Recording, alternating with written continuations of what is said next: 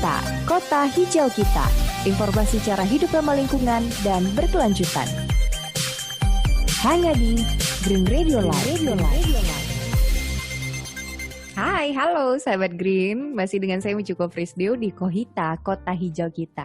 Kali ini kita mau bahas soal fashion ramah lingkungan atau fashion lambat. Atau istilah dalam bahasa Inggrisnya slow fashion. Kenapa sih kita mau bahas fashion ramah lingkungan ini sahabat Green? Karena berangkat dari pertanyaan mungkin kalau lihat lemari tuh ya, kira-kira baju kita itu benar-benar kepake semua nggak ya? Terus kita kalau ngelihat diskon, apalagi ada momen diskon besar-besaran ya dari marketplace, kepancing nggak sih buat beli pakaian baru, barang-barang baru? Nah, dulu tuh saya sempat begitu sahabat Green. Tapi kemudian sekarang mulai melihat fakta-fakta seperti mempertanyakan berapa liter air yang digunakan untuk memproduksi pakaian, terus membayangkan berapa banyak limbah tekstil di dunia ini karena yang tadinya mungkin udah bosen gitu ya sama baju yang ini terus nggak kepake, kebuang gitu aja, akhirnya umur si baju nggak begitu panjang. Nah, untuk itu hari ini kita akan membahasnya bersama dengan campaign activation dari Tukar Baju Zero Waste Indonesia. Ada Mbak Naurah Nazifah yang sudah terhubung dengan kita di sini. Halo Mbak Naurah. Halo, selamat pagi Green Radio Line. Ya, selamat pagi, siang, sore, malam, untuk kapanpun lah ya sahabat Green yang tengah mendengarkan podcast Mbak Naurah. Ya, Mbak Naurah, tadi aku buka Kohita kali ini dengan pernyataan sempat menjadi orang yang kayaknya impulsif banget sama pakaian gitu.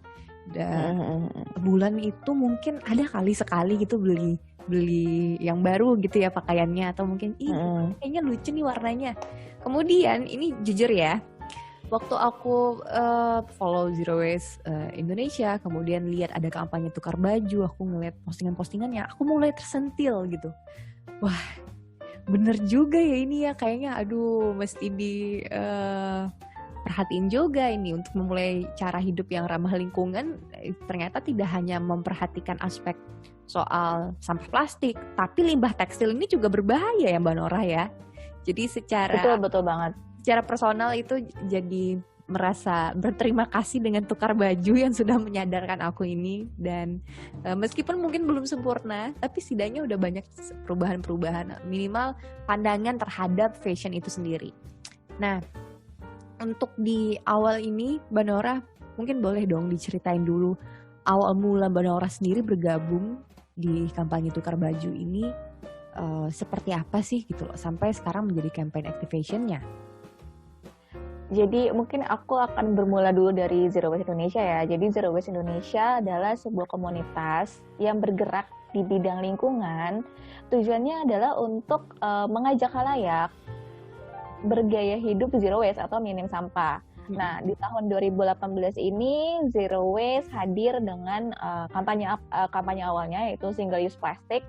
Di mana saat itu kita benar-benar ya udah setahun tuh nguruskan kampanye single use plastic, mencerdaskan, memberikan edukasi kepada masyarakat bahwa ini loh single use plastic bahayanya ini, terus apa yang harus kita lakukan ya semacam itu.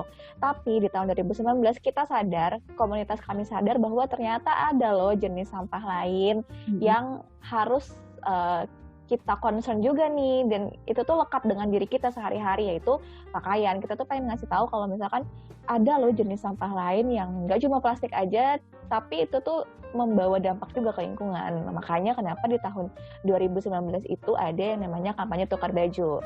Nah, kampanye Tukar Baju ini adalah kampanye yang digagas oleh komunitas Zero Waste Indonesia di tahun 2019 sebagai solusi limbah fashion dan sampah fashion dan limbah tekstil di Indonesia, dan waktu itu di tahun 2019 itu aku jadi salah satu volunteernya di eventnya Tukar Baju. Waktu itu di bulan Juli tahun 2019 pertama kali aku jadi volunteer, dan aku merasa wah ternyata banyak hal ya yang bisa kita lakukan untuk dari baju kita sendiri itu ternyata banyak memberikan dampak terhadap lingkungan ya tadi sampah dan lain-lain gitu. Dan mulai dari volunteering itu akhirnya aku join ke volunteering yang lain. Di tahun 2019 kan istilahnya adalah tahunnya tukar baju nih, di mana kita menyelenggarakan 15 kali event pop-up di 5 kota besar. Dan selama di Jakarta tuh aku hampir selalu, Jakarta Tangerang lah ya, Jakarta Tangerang tuh aku hampir selalu volunteering. Cuma di waktu kick off aja aku nggak volunteering, di waktu itu di Kumala Living di Co-house, dan aku nggak ikut. Aku baru ikut waktu pop-up dia yang kedua yang di Tangsel, dan itu tuh ya udah dari situ akhirnya berlanjut jadi volunteering terus, volunteering di tukar baju pop-up, dan akhirnya jadi project officer-nya, handling rapat, handling event, dan akhirnya sekarang ya lebih banyak berkecimpung di bagian campaign activation-nya untuk tukar baju sendiri dan di Zero Waste Indonesia gitu sih. Jadi awalnya dari volunteering dan dipercaya jadi campaign activation-nya. Oke. Mungkin Sahabat Green ada yang bertanya nih Mbak Nora, pop-up, maksudnya pop-up apa sih ini tukar baju gitu loh? Boleh digambarin nggak itu seperti Boleh.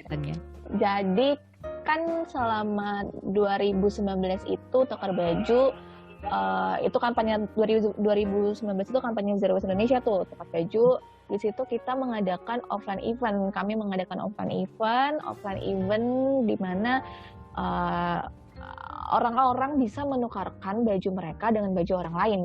Itu pop-up, intinya adalah pop-up event kita itu beneran nukar baju. Jadi kita menyediakan display, then orang boleh datang nih di event pop-up kita dan bisa membawa baju mereka untuk ditukarkan di display yang udah ada gitu. Jadi intinya adalah menukarkan baju kita dengan baju orang lain gitu. Dan itu waktu itu offline event. Oke, offline eventnya. Itu di 5 kota ya? Yes, 5 kota besar Indonesia, di Jakarta, Tangerang, Bandung, Bali, dan Jogja. Nah itu dia tuh di Sumatera, khususnya Pekanbaru, tempat aku sekarang belum ada nih eventnya waktu itu. Padahal iya, pengen banget ada tukar baju di sini gitu. Iya, aku juga selama jalannya campaign selama 2019 bahkan sampai sekarang pun masih banyak yang nanya, di Surabaya kapan, di Sumatera kapan, di Sulawesi kapan.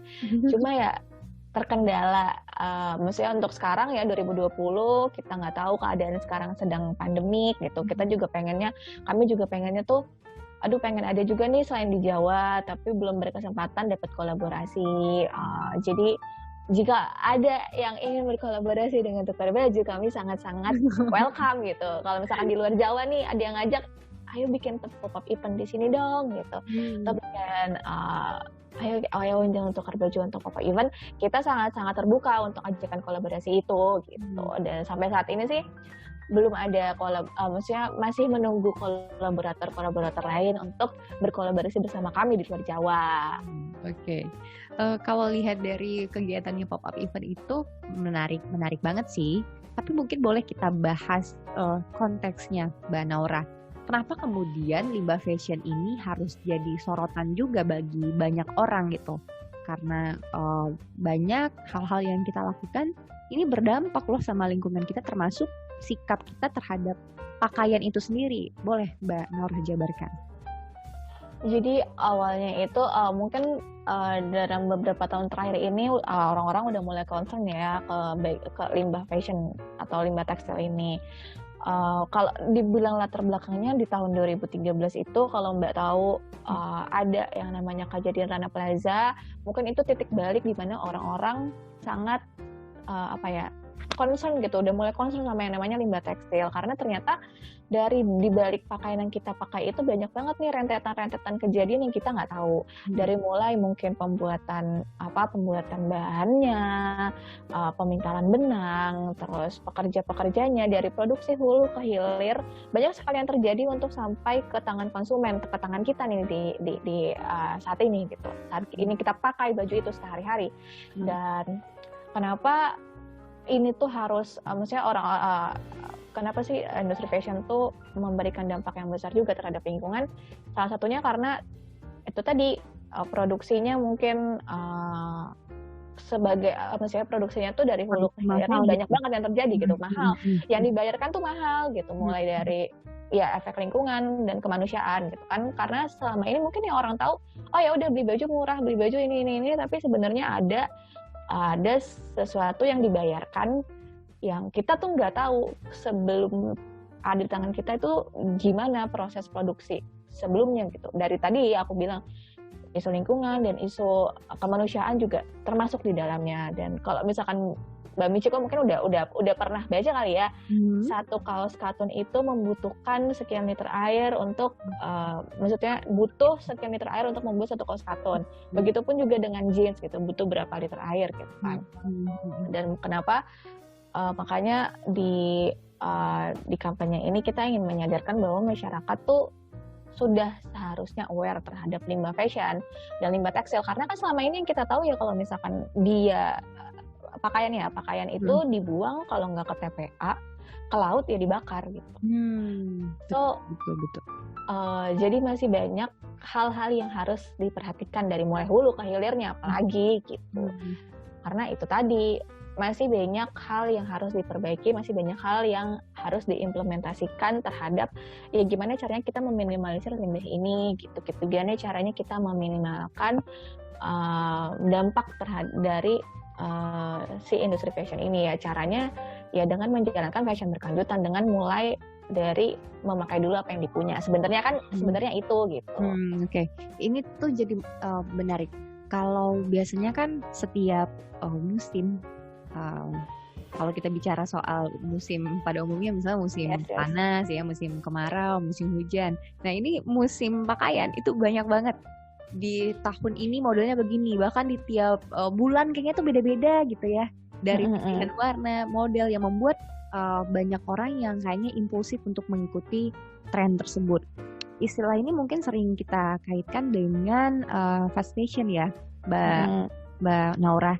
Itu kenapa sih, apa pandangan Mbak Naura melihat fast fashion itu kenapa bisa cepet banget beralihnya dari musim pakaian yang ini terus yang ini ada aja gitu yang baru? Jadi kalau misalkan kita kembali sebagai konsumen ya, di mana kan semua itu maksudnya owner atau perusahaan itu atau industri itu kan memproduksi sesuai demand ya. Gimana dari demand itu mempengaruhi supply, udah pasti nih. Karena banyaknya permintaan dari konsumen, ya supply-nya berarti juga harus memenuhi kebutuhan konsumen kan. Dan kenapa bisa banyak season ya pakaian itu tuh ikutin tren, dan sejauh ini sih 52 micro season tuh banyak banget. 52 micro season berarti kan tiap minggu tuh ganti ya. Tiap minggu tuh ganti display nih, misalkan kayak ke retail gitu yang ada di mall, tiap minggu ganti display. Dan itu kan kembali lagi demand kita sebagai konsumen yang mempengaruhi supply si produsen terhadap keinginan kita sendiri. Dan kenapa bisa bergulir begitu cepat ya itu tadi, demand kita terhadap pakaian itu. Dan walaupun gaya fashion itu berputar tapi tetap aja karena demand kita yang banyak mempengaruhi si fashion cepat ini, supaya mereka memproduksi secara cepat, massal, masif, dan supaya bisa memenuhi kebutuhan kita sendiri gitu sih. Kalau dari aku ya, dari latar belakang kenapa fast fashion tuh punya banyak micro season, demand konsumen. Nah, jadi untuk menjawab hal tersebut, dan kita sudah menyadari ada permasalahan lingkungan sebenarnya dari fashion cepat ini, muncullah konsep fashion lambat. Tapi kemudian apa sih yang bisa kita lakukan langkah per langkah, step by stepnya untuk memulai fashion lambat ini, Mbak Naura? Jadi ini kita kembali ke konsep fashion cepat dulu ya, fashion cepat dan fashion lambat. Fashion cepat itu bagaimana sebuah praktik dalam fashion yang dimana dia itu produksinya secara massal, cepat, masif, jam kerja pekerja yang panjang, karena itu tadi production atau quantity over quality, dimana Fashion lambat adalah kebalikan dari fashion cepat. Okay. Mementingkan kualitas daripada kuantitas, memperhatikan kesejahteraan pekerja, produksinya juga kadang banyaknya ya, seringnya tergantung dengan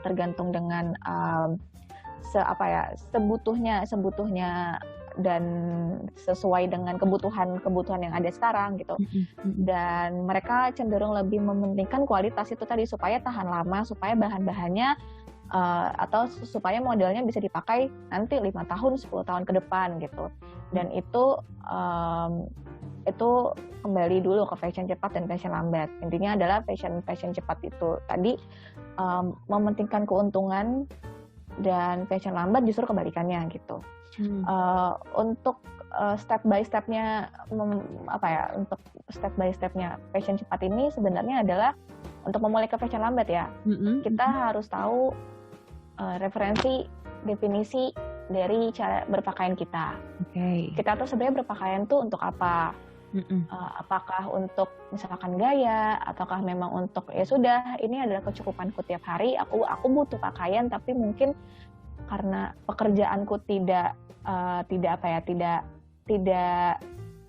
selalu harus berganti model gitu, harus berganti gaya, ya itu sesuai kebutuhanku. Kadang kan ada juga ya Mbak, orang definisi cara berpakaiannya adalah karena tuntutan pekerjaan, pasti banyak. Betul. Ya kan? Jadi kembali ke referensi kita sendiri, definisi kita berpakaian itu untuk apa, referensi baju kita seperti apa, itu refleksi dulu terhadap diri kita sendiri.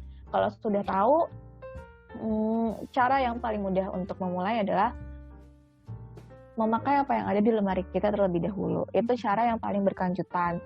Itu cara alternatif dan cara paling efektif untuk itu tadi, mengurangi fashion cepat dan memulai untuk fashion lambat atau fashion berkelanjutan.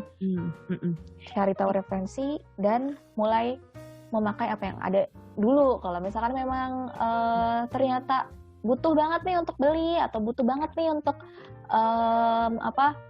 udah butuh banget gitu, nggak bisa dipenuhi dengan yang lain, belilah sesuai kebutuhan. Belilah buy what you need. Buy what you need adalah ya sesuai cukupnya kita, sesuai sadarnya kita, dan sesuai dengan apa yang kita tadi referensi dan definisi kita berpakaian itu untuk apa. Kalau dilihat dari postingan di Instagram tukar baju, ada postingan-postingan awal yang menarik soal hierarki dalam membeli pakaian ya. Yang pertama seperti yang Mbak Nora sudah sampaikan, itu memakai pakaian yang sudah ada. Lalu ada pinjam, terus ada tukar baju, buat atau bikin sendiri, sama yang terakhir beli, yang menjadi opsi terakhir ya. Mbak Nora boleh bantu dijabarkan nggak? Ini seperti apa sih hierarki dalam membeli pakaian ini? Biar nggak selalu kan kalau butuh beli. Jadi sebenarnya hierarchy of needs ini atau hierarki pemenuhan kebutuhan ini awalnya digagas oleh Sarah Lazarovic. Sarah Lazarovic ini bagaimana ya caranya kita untuk ini tuh diagram cara agar kita meminimalkan konsumerisme sebenarnya dengan memikirkan kembali si segitiga itu tuh.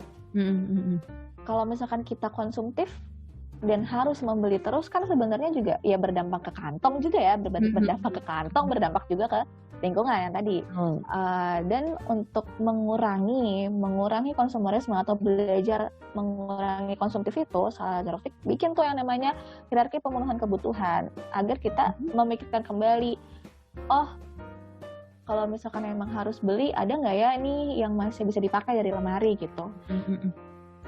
Dengan itu tadi ada 6 elemen: memakai apa yang dipunya terlebih dahulu, terus meminjam, bertukar, thrift, membuat sendiri, dan terakhir membeli. Dan itu adalah cara kita untuk mengurangi sisi konsumtif kita dengan melihat kembali isi lemari kita tuh sebenarnya ada nggak sih yang masih bisa kita pakai. Nah dari situ kalau misalkan memang nggak ada atau masih mungkin minim gitu ya yang mungkin kita lagi butuh untuk occasion apa gitu.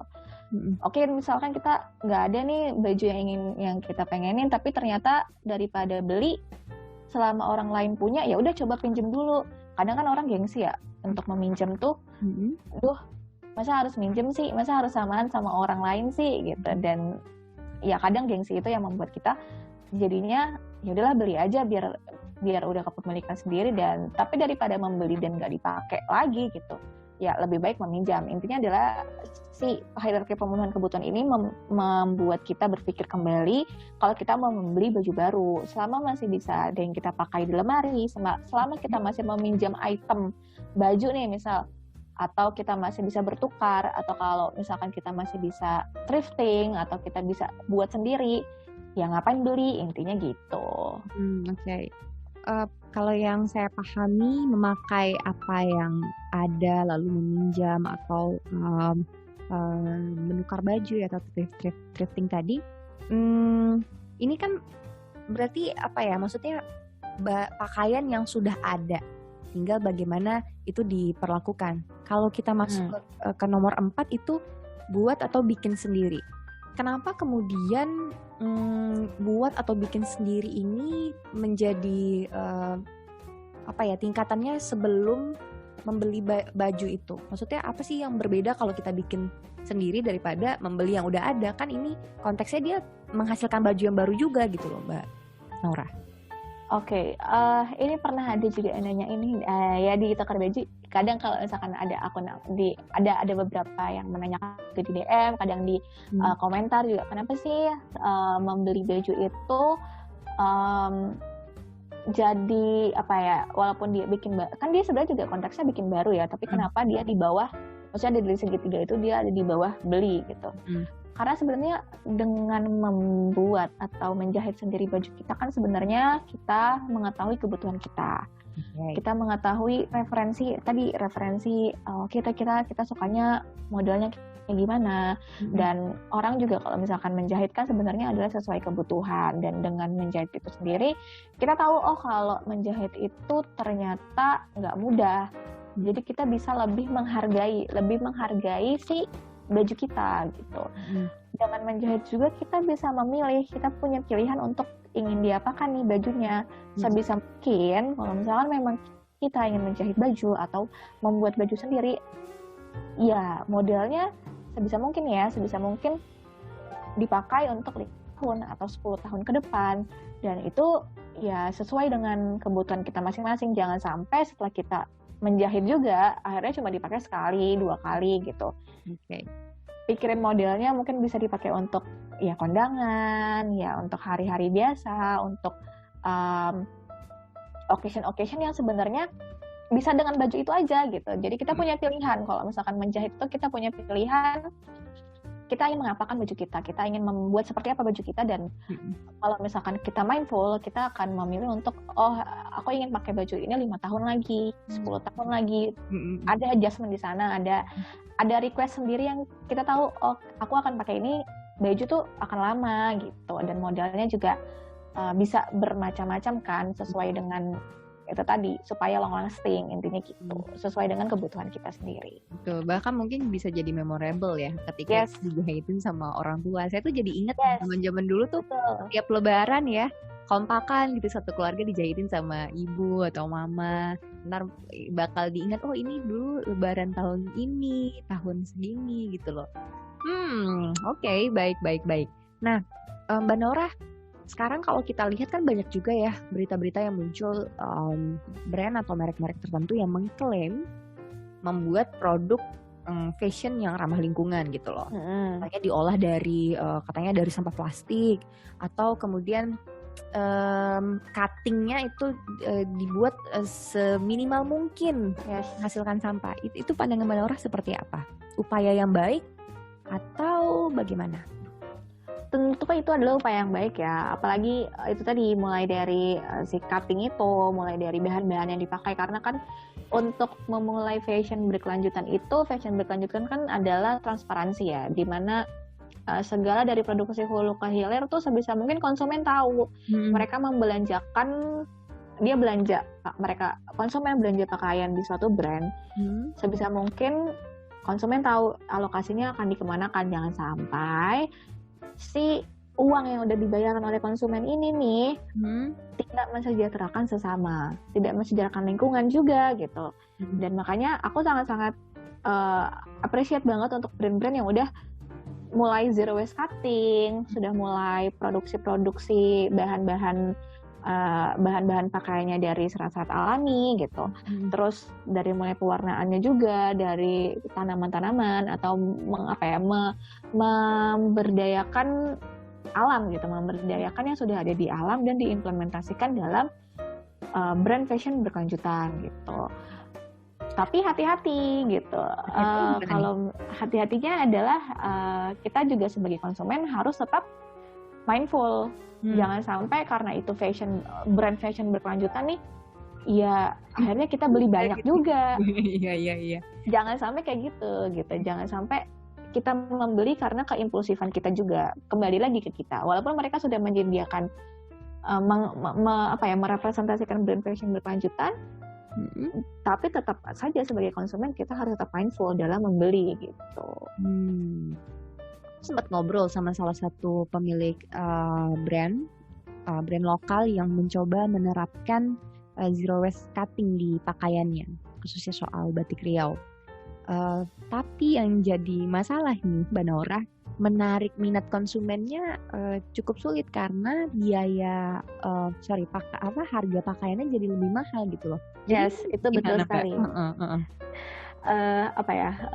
Brand-brand fashion berkelanjutan yang udah mulai menerapkan brand fashion berkelanjutan sudah pasti harganya juga kalau misalkan dibilang dengan harga-harga pasaran sudah pasti di atas pasaran gitu, karena kan biasanya kalau misalkan kita beli ya paling cuma berapa ratus ribu gitu kan, atau mungkin masih ada yang harganya puluhan ribu, ratusan ribu, dan mulai si brand fashion berkelanjutan ini kan rata-rata ya Mbak Michiko tau lah ya gitu. Kalau misalkan suka survei harga brand fashion berkelanjutan, ya ada yang sampai 1 juta, ya mungkin 2 juta pun ada gitu, tergantung dari value-nya mereka. Yang akhirnya yang bisa mengonsumsi afford gitu ya, yang mampu gitu loh. Yes. Ya, tidak semuanya tidak menjadi masif, itu menjadi tantangan kalau ingin mengampanyekan fashion yang ramah lingkungan, ya nggak sih? Betul, karena harga itu adalah parameter penting juga dalam yang namanya usaha gitu. Tapi kembali lagi, kalau misalkan memang ingin membeli dari brand fashion berkelanjutan, tadi iya ketahuilah harganya dulu. Kalau misalkan memang belum mampu, cara yang paling efektif adalah menerapkan hierarchy of need. Itu tadi piramida hierarki pemenuhan kebutuhan. Jadi kalau misalkan emang belum afford nih, belum bisa membeli dari brand fashion berkelanjutan, ya nggak apa-apa. Kan yang namanya memulai fashion lambat atau fashion berkelanjutan itu kan nggak mesti langsung beli dari brand fashion yang mulai menerapkan itu gitu. Tapi kita bisa mulai dari diri kita sendiri, mulai dari menanyakan refleksi terhadap diri kita sendiri. Kita butuhnya apa, definisi cara berpakaian kita apa, dan mulai dari memakai dulu apa yang kita punya yang ada di lemari dulu. Kalau misalkan memang udah tahu nih, yang ada di lemari sudah cukup, ya sudah, kita sudah memulai untuk fashion berkelanjutan, karena the most sustainable garment itu adalah the one you all already have in your wardrobe gitu.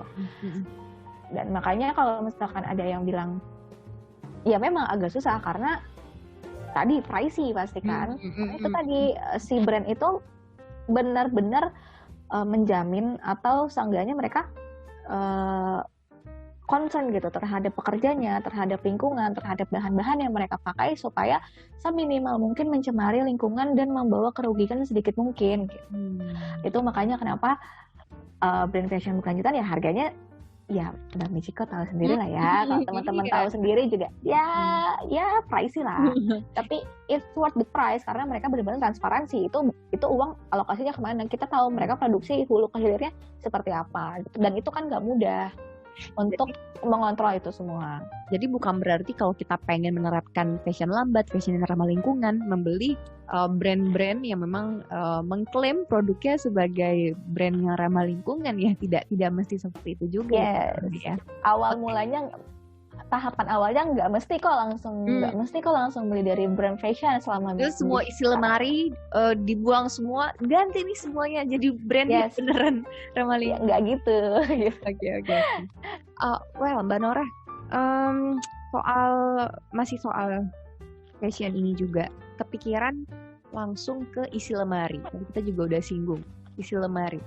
Mungkin sahabat Green sudah ada yang mulai memikirkan, wah isi lemari saya kayaknya ada baju tahun 2007 kayaknya belum pernah dipakai sama sekali deh ini.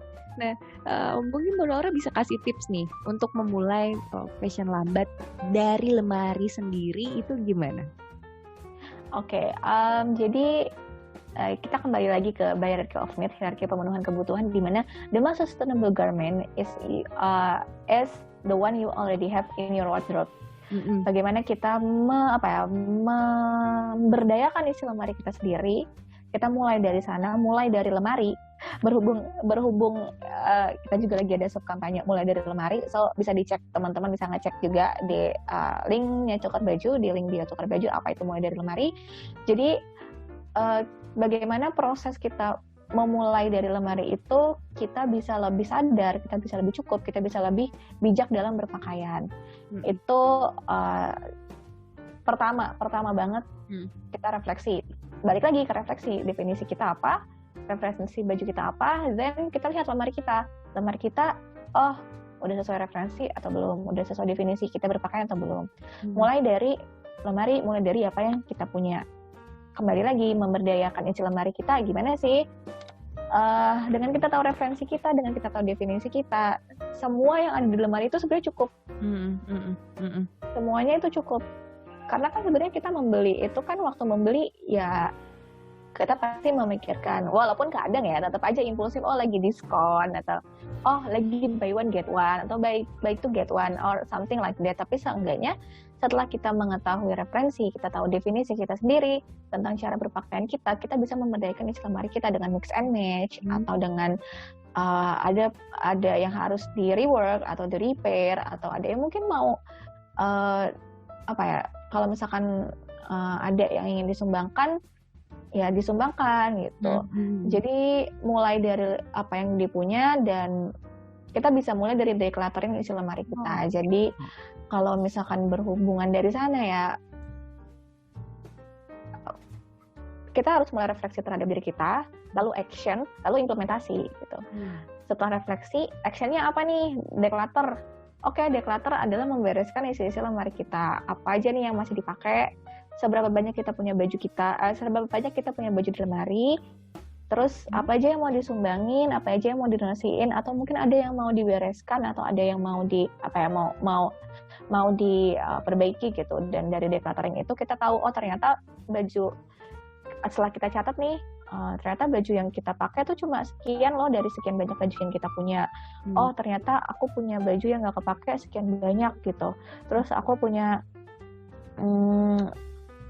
item-item kayak celana atau atasan atau yang item-item itu tuh ternyata pas dijabaran tuh banyak banget, tapi ternyata yang dipakai cuma beberapa, atau mungkin banyak juga hasil dari orang lain gitu, pemberian orang lain yang oh ini banyak nih yang nggak dipakai juga gitu. Akhirnya dengan action tadi declutter, kita tahu oh referensi kita ternyata ke sini.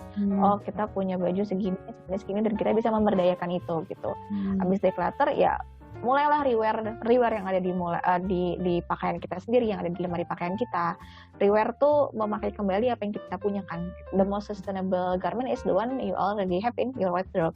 Balik lagi ke sana. So memulai fashion lambat itu dan memulai dari lemari adalah itu, memulai dari apa yang kita punya dulu di lemari, kita berdayakan dengan mix and match, dengan mungkin yang tadi rework, repair dan lain sebagainya yang bisa mendukung gaya kita juga gitu, tapi dengan memanfaatkan yang ada di lemari. Oke. Kalau bahas decluttering, mungkin sahabat Green bisa dengerin lagi nih podcast Kohita sebelumnya dengan Gemar Rapi Indonesia yang juga sharing soal metode berbenah. Jadi ada kaitannya juga nih dengan bijak sama fashion yang ada di lemari kita, pakaian-pakaian yang ada di lemari kita. Oke, Mbak Nora, tadi kan itu cerita soal fashion cepat, fashion lambat. Sekarang pengen tahu lebih Lanjut nih soal tukar bajunya sendiri. Ini gerakan ini berarti sejak tahun 2019 ya tadi ya. Yes. 2019. Tapi karena pandemi, jadi gimana nih fokus kampanyenya saat ini, Mbak? Oke, jadi seperti yang tadi aku bilang di awal, tukar baju adalah kampanye komunitas Zero Waste Indonesia di tahun 2019 mengampanyekan gerakan sebagai solusi limbah fashion dan sampah tekstil di Indonesia. Selama 2019, 15 kali pop-up event, offline event yaitu offline event berupa pop-up event 15 kali di 5 kota besar, 4.500 pengunjung, dan lebih dari 100 kolaborator, dan volunteernya juga banyak. Tadinya selama 2020 ini kita juga ada rencana untuk pop-up lagi nih, offline event lagi, tapi ya namanya kita nggak tahu ya. Kadang kita cuma bisa planning, tapi yang berkehendak kan Tuhan gitu. Kita udah planning untuk akan ada event pop-up nih harusnya di bulan Maret atau April lalu gitu, tapi ternyata ya pandemi ini datang gitu, akhirnya mau nggak mau kan cancel semua ya, daripada membahayakan, daripada kita meminimalisir risiko itulah, meminimalisir risiko kesehatan juga gitu, meminimalisir risiko risiko yang tidak mengenakan lah gitu. Betul. Akhirnya cancel semua. Tadinya juga di tahun 2020 ini kita mau launching toko fisik di bulan Maret atau April, tapi karena pandemi ini membuat banyak hal sedikit rumit gitu. Sedikit rumit atau mungkin banyak rumitnya, akhirnya kita postpone dulu toko fisiknya, kita pivoting nih sekarang ke online activation. Nah, online activation di 2020 ini sebenarnya kita benar-benar lebih banyak memberikan konten-konten edukatif, konten-konten yang informatif pada teman-teman tukar, halayak-halayak masyarakat tentang industri fashion itu sendiri, dan apa aja yang terjadi di dalamnya dan apa yang sebenarnya bisa kita lakukan gitu. Dan selama 3 bulan ini kita lagi ada yang namanya kampanye mulai dari lemari. Nah, mulai dari lemari ini seperti tadi udah aku singgung dikit gitu, adalah kampanye tukar baju di tahun 2020 sebagai 3 bulan tanpa baju baru, di mana teman-teman dengan mendapatkan baju baru itu dengan alternatif yang lain. Caranya meminjam, menukar baju, menyewa, membeli dari brand lokal kecil yang terdampak COVID, terus rework atau repair atau upcycling, something like that, yang benar-benar itu alternatif untuk kita mempunyai baju baru, dan itu udah berjalan dari bulan Juli kemarin sampai doakan sampai Oktober ini, dan sekarang sudah ada 3.000 lebih orang yang berkomitmen dari 5.000 targetnya nih. Jadi teman-teman kalau misalkan ada yang belum daftar, ada yang belum daftar komitmennya mulai dari lemari, silahkan daftar, ada di link bio-nya Tukar Baju atau Zero Waste Indonesia Official. Di situ teman-teman bisa berkomitmen untuk mulai dari lemari 3 bulan tanpa baju baru gitu.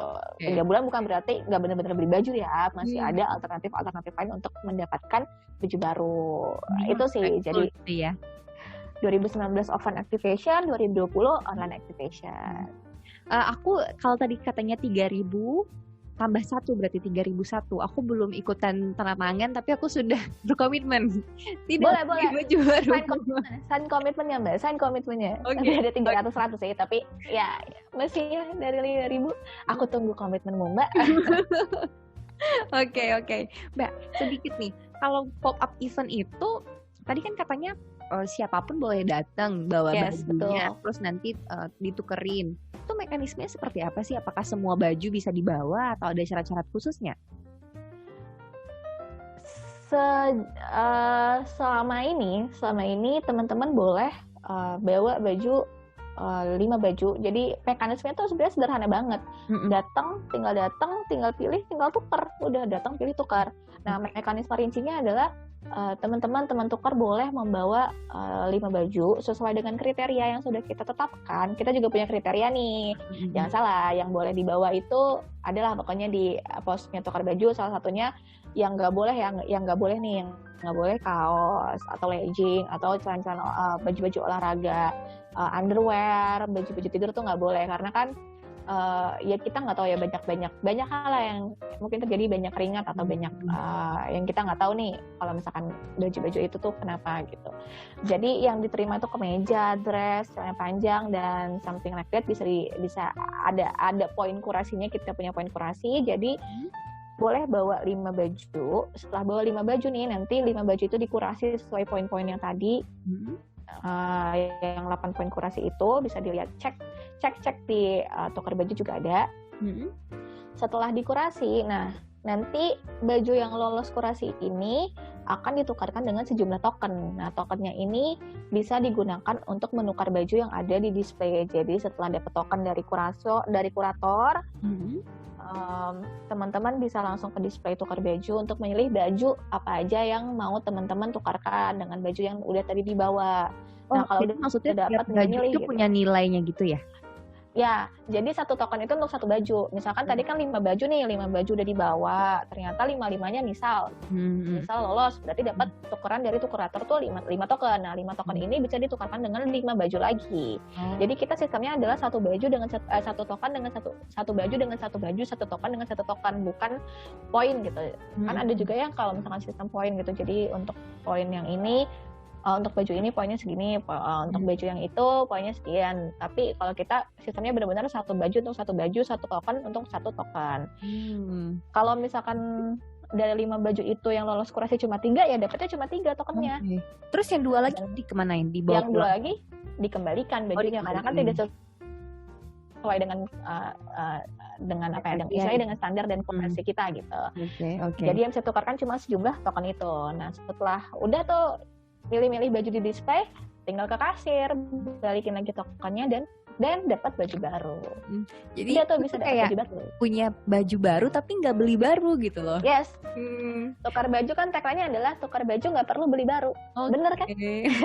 Bener. Terus aku juga mendapatkan baju dengan kayak beberapa postingan mungkin kayak di Instastory ada satu teman tukar ketemu sama teman tukar yang lain. Yes. Terus kali ini baju. Terus mereka, ini baju aku. Jadi, ternyata bagus ya di kamu gitu. Bener. Jadi seru banget ya kegiatannya, tidak hanya pengalamannya itu mendapatkan baju baru, tapi juga bisa dapat teman baru yang satu frekuensi gitu ya. Menarik banget ini. Jadi banyak juga kalau yang cerita tuh misalkan nge-share nih OTD-nya mereka gitu.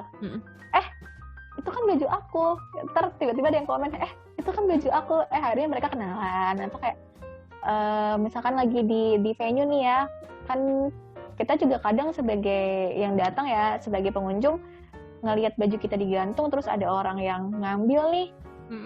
Sebagai pilihan ada merasakan sebuah kesenangan tersendiri di mana ternyata baju yang udah nggak aku pakai bisa di love lagi sama orang lain, bisa disukai lagi sama orang lain, dan mungkin bisa jadi pakaian favoritnya gitu. Itu tuh ada perasaan senang tersendiri, ada perasaan bangga dan ada perasaan bahagia kalau misalkan ternyata yang tidak terpakai oleh kita bisa dipakai lagi sama orang lain. Itu sih buat aku itu yang precious banget dari teman-teman, cerita-cerita teman tukar, dari cerita aku sendiri, dan rasanya tuh ada sebuah gratitude, bersyukur gitu. Iya, bersyukur. Ya ampun, ternyata masih bisa digunakan dan masih bisa bermanfaat untuk orang lain. Oke. Semoga pandemi ini cepat berlalu dan tukar baju bisa main ke banyak kota yang ada di Indonesia, biar kampanye soal fashion lambat, fashion yang berkesadaran ini semakin masif di Indonesia ya Mbak Norah ya. Yes, aku juga pengennya gitu. Kami pun pengennya seperti itu, pengen gak cuma di Jawa aja, karena kan emang paling mudah adalah akses di Jawa ya. Dan memang basisnya kita tuh sering banyaknya di Jawa gitu. Kalau misalkan punya kesempatan ke Kalimantan, pengen banget. Punya kesempatan ke Sulawesi, pengen banget juga. Sumatera apalagi. Dan maksudnya belahan-belahan Indonesia yang lain lah, NTT, NTB, Maluku, mungkin sampai Papua, pengen banget gitu. Tapi ya pandemi ini ada ya kadang planning ya rencana rencana, manusia boleh merencanakan tapi tetap Tuhan yang berkehendak. Jadi banyak-banyak doa sekarang, banyak-banyak oh ya Allah, semoga ada kolaborasi lagi gitu sama teman-teman yang lain. Karena sejauh ini kan semua event apapun itu ya, mau seminar atau apa kan semuanya istilahnya adalah dibatasi dan nggak bisa seluas dulu lagi gitu, karena harus mengikuti protokol kesehatan, harus ya mungkin tidak banyak nggak boleh berkerumun, yang seperti itu adalah hal-hal yang harus dihindari dari offline event gitu. Padahal sebenarnya offline event kan memancing kerumunan kan sebenarnya gitu. Ya, semoga saja pandemi COVID-19 ini cepat berlalu dan kita benar-benar kembali ke normal, bukan new normal tapi benar-benar normal yang sebenarnya normal sebelumnya. Benar. Okay. Mbak Nora, terima kasih banyak hari ini sudah sharing ke kita. Semoga sukses terus dan semoga apa yang dilakukan bisa jadi inspirasi dan amal ibadah untuk kita semua. Amin. Amin. Dan sahabat Green, terima kasih untuk kalian yang sudah mendengarkan Kohita, Kota Hijau kita edisi hari ini. Nanti kami akan hadirkan tema-tema menarik lainnya agar kita bisa hidup dengan cara yang lebih ramah lingkungan menuju Kota Hijau kita. Saya Michiko Frisdeo pamit, sampai jumpa. Green Radio Line, Beyond the Limits. Terima kasih sudah mendengarkan Kohita, Kota Hijau kita.